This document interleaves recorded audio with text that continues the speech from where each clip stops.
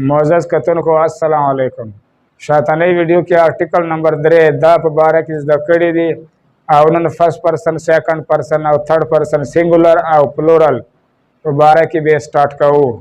मोजस कतन को first person second person third person से तवाई first person second person third person दे तवाई लकदवा कसान से खबरें कवी नौशाकुम यो खबरें कई आगा फर्स्ट पर्सन दा او چې کوم یو خبره اروي مخامخ وي ورته هغه سیکنډ پرسن ده او د کوم کس په باره کې چې دوی خبرې کوي نو هغه ته تھرډ پرسن وایي. ناظرین دا ویډیو د هر کلاس طالب علم کاغه ریګولر وي یا پرایویټ په اساني سره انګلیش یا انګلیش ګرامر زده کولای شي. ناظرین ویډیو مسکپ کوئ تر پایه پورې وګورئ چې تاسو پرې پوه شئ. زما کوشش دی چې ویډیو وړې نه وړه وي او نالج پکې زیات نه زیات وي. راځئ چې شروع یې کړو. فرسٹ پرسن سنگولر سیکنڈ پرسن سنگولر تھرڈ پرسن سنگولر. فرسٹ پرسن سنگولر آئے فرسٹ پرسن سنگولر دے او د آئے مطلب دا ز. سیکنڈ پرسن سنگولر یو دو یو او دو سیکنڈ پرسن سنگولر دے خو. نن سبا د دو استعمال نہ کیږي صرف د یو استعمال کیږي په سنگولر کی او پلورل کی. د یو مطلب دا ته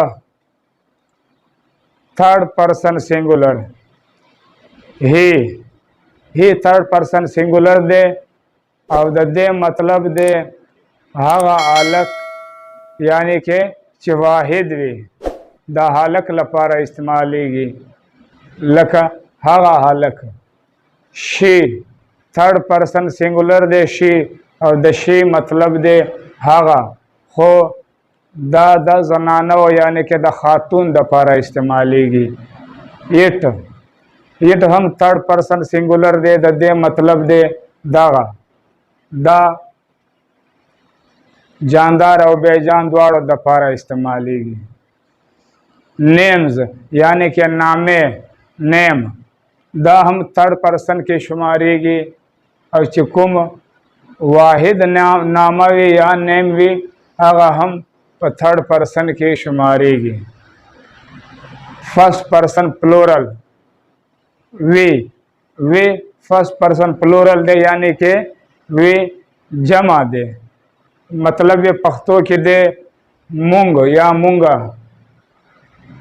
سیکنڈ پرسن پلورل یو سیکنڈ پرسن پلورل دے او دے مطلب دے تاسو یا تاسو ټول. دا یو په سنگولر کې هم استعمالیږي یا پلورل کې هم استعمالیږي. تھرڈ پرسن پلورل دے د دې مطلب دے اسم اشاره جمع د پاره ده یعنی کې هغه ټول. دا تھرڈ پرسن پلورل دے دے او ٹو نیمز دو نامے یا دو نه چې زیات وي هغه هم په تھرڈ پرسن پلورل کې شمارېږي یعنی کې په جمع کې شمارېږي. سنگولر پلورل فرسٹ پرسن سنگولر آئے فرسٹ پرسن سنگولر دے دے مطلب دے ز. وی فرسٹ پرسن پلورل دے د دې پښتو کې مطلب دی مونږ. سیکنڈ پرسن سنگولر یو سیکنڈ پرسن سنگولر دی د دې پښتو کې مطلب دی ته. سیکنڈ پرسن پلورل یو سیکنڈ پرسن پلورل دی د دې مطلب دا تاسو یا تاسو ټول. تھرڈ پرسن سنگولر ہی واحد د پاره استعمالیږي یعنی کې سنگل د پاره استعمالیږي او دا اشاره دی هغه یعنی کې د حالک د پاره استعمالیږي او د دې پلورل دی مطلب دی پښتو ژبه کې هغه یعنی کې هغه ټول. تھرڈ پرسن سنگولر شي دې مطلب هم هغه دی لیکن دا زنانو یا خاتون د پاره استعمالیږي. شي هم تھرڈ پرسن سنگولر دے او د دې پلورل دے दे यानी कि हवा या हवा टोल। द थर्ड पर्सन प्लूरल दे। थर्ड पर्सन सिंगुलर इट पख्तो जब कि मतलब दे दगा। द थर्ड पर्सन सिंगुलर की शुमारी की अब दे थर्ड पर्सन प्लूरल ची दे अगा हम दे